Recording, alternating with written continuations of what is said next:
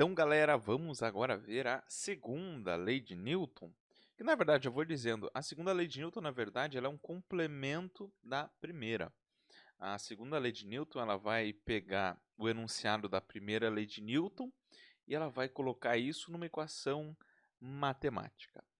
A segunda lei de Newton ela é chamada de princípio fundamental da dinâmica, tá? É só um outro nome que ela pode receber aí.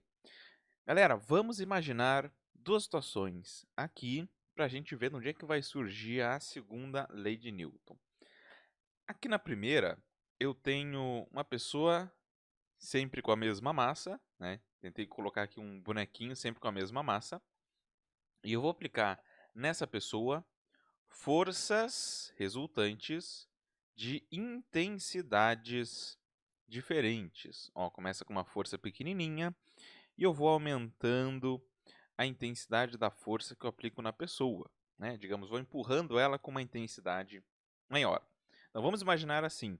Vocês concordam que quanto mais intensa é a força que eu aplico na pessoa, maior aceleração ela vai tender a adquirir, né? Pois nós vimos na primeira lei de Newton que força causa aceleração. Então, logo, aqui a pessoa adquire uma aceleração relativamente pequena. Claro, ela entra em movimento, mas com uma aceleração pequena. Aqui eu já tenho uma aceleração maior que a pessoa adquire. E aqui embaixo a pessoa vai adquirir a maior aceleração. Correto?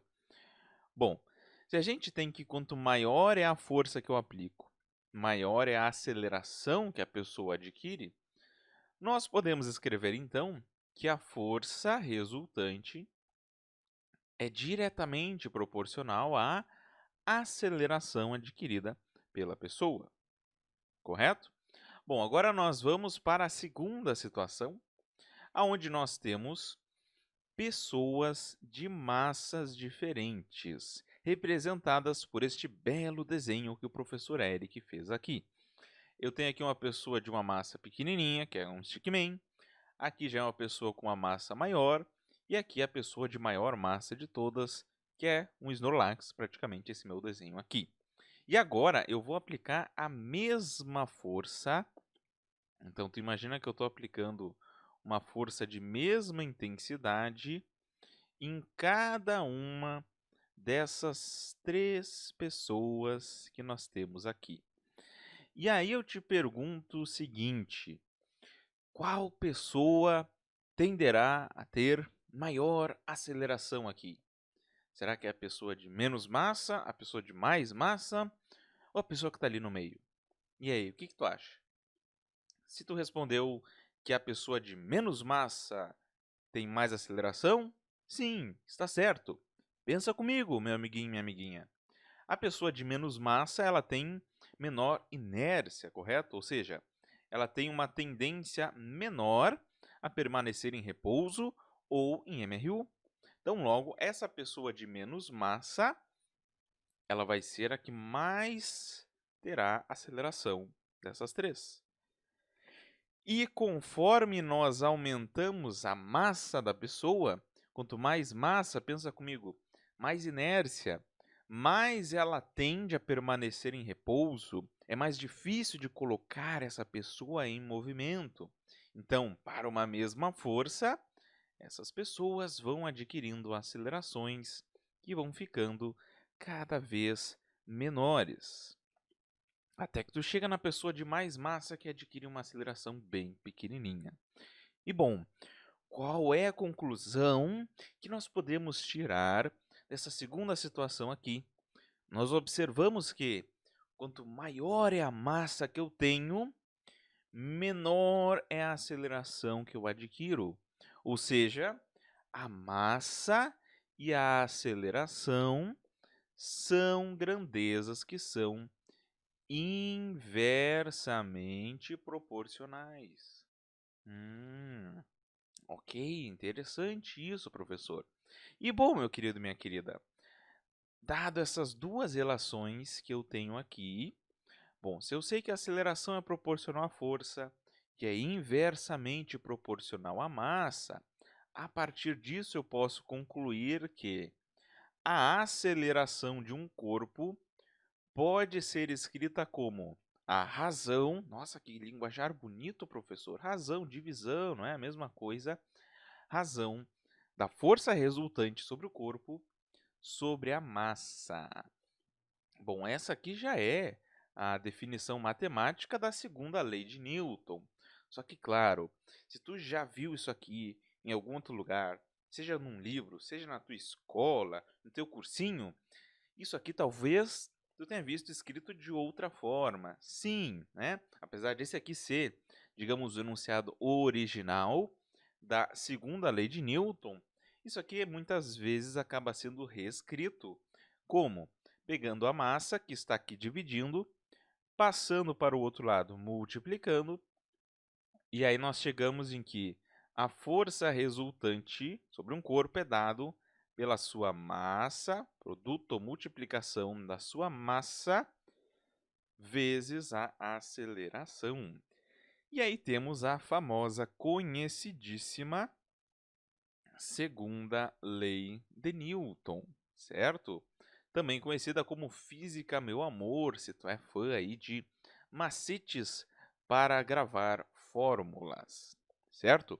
Pessoal, muita atenção aqui quanto às unidades, tá? No Sistema Internacional de Unidades, a massa é dada em quilograma, então sempre usar a massa em quilograma. A aceleração do corpo é dada em metros por segundo ao quadrado. E quando a gente tem massa em quilograma e aceleração em metros por segundo ao quadrado, a força do corpo, em homenagem, obviamente, a Isaac Newton, será dada em newtons. Então, newton é a unidade no Sistema Internacional de Força, tá?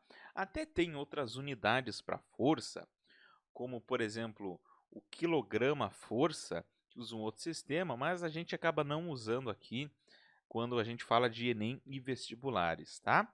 Para que tu tenha uma noção assim, né? Porque não é uma coisa que a gente fala no nosso dia a dia, eu estou aplicando uma força de 5 newtons aqui nessa caixa, né? Não é uma linguagem que a gente usa comumente. Se tu for levantar um saco de 1 kg de arroz, imaginou isso? Tá levantando um saco de 1 kg de arroz, para tu segurar 1 kg de arroz, tu tem que fazer uma força de 10 newtons. Né? Então, tu tem uma noção aí, o que vai ser mais ou menos 1 newton e 10 newtons. Tá? Se tu tiver, por exemplo, 60 quilos de massa, imagina isso, e alguém quer te pegar no colo. Essa pessoa que vai te pegar no colo tem que fazer uma força de 600 newtons para te pegar no colo. Deu para ter uma noção mais ou menos aí do que é 1 newton, 10 newtons, 100 newtons, por aí vai? Beleza? Bom, vamos fazer um exemplo aí da segunda lei de Newton e depois a gente segue para a terceira lei de Newton. Vem comigo. Então, pessoal, vamos fazer um exemplozinho inicial sobre a segunda lei de Newton, tá? Nas próximas aulas a gente vai aprofundar, a gente vai ver todas as forças que a gente pode ter aqui. Aqui é só um exemplo para a gente treinar um pouquinho. A questão diz o seguinte: sobre um corpo de massa igual a 20 kg, atuam duas forças de mesma direção em sentidos opostos que correspondem a 60 newtons e 20 newtons. E a questão pergunta: determine a aceleração em que esse objeto movimenta-se. Então é sempre bom numa questão de física a gente fazer um desenho, por mais simples que seja, para fazer uma representação do que está sendo dito na questão. Isso quando não tem nenhum desenho na questão. Então a gente vai imaginar, aqui está o nosso corpo, o nosso objeto, duas forças atuando nele, uma de 60 newtons e outra de 20 newtons, e essas forças têm que ter sentidos contrários. Então eu vou botar uma força aqui de 60 newtons, por exemplo, aqui para a direita, e outra força aqui de 20 newtons para a esquerda, ok? Ah, professor, por que tu botou uma para a direita e outra para a esquerda? Porque eu quis, né? A questão não fala se uma está para a direita e está para a esquerda, se é para cima ou que é para baixo. Eu só tenho que obedecer à condição de que elas terão sentidos contrários. E bom, vamos lá. Nós temos um objeto cuja massa é 20 quilogramas. Então, usando a segunda lei de Newton, eu sei que a força resultante nele é igual a massa vezes a aceleração dele. Né? A força resultante que vai causar a aceleração. Muito bem. Agora, quanto que é o valor da força resultante aqui? Bom, vamos pensar, né? Vetores aqui. Se eu tenho uma força de 60 newtons para a direita e outra força de 20 newtons para a esquerda, então são forças de sentidos contrários, a força resultante eu obtenho diminuindo uma força da outra, né? 60 para um lado, 20 para o outro, que nem cabo de guerra, né? Então eu vou ter uma força resultante de 40 newtons, e nesse caso para a direita, ou seja, estará sobrando de força 40 newtons para a direita. Maravilha! E aí, jogando na segunda lei de Newton, então, 40 newtons é igual a 20 quilogramas vezes a aceleração. Logo, então, a aceleração vai ser 40 sobre 20, 2 metros por segundo ao quadrado. Perfeito, está aí a resposta da questão. Pessoal, muito cuidado aqui, tá? Porque eu vejo muitos alunos, quando vão usar a segunda lei de Newton, o pessoal muitas vezes não dá bola para esse R aqui, tá? Do lado do F, tá?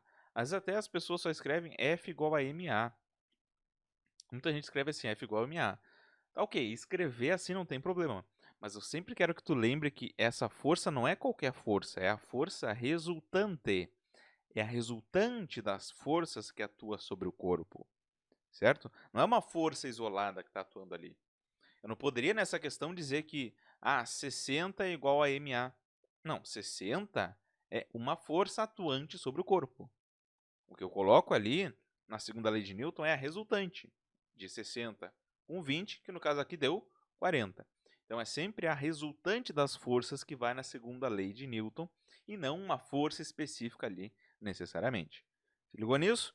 Beleza? Vamos seguir com a aula então. Vamos agora para a terceira lei de Newton. Vamos lá!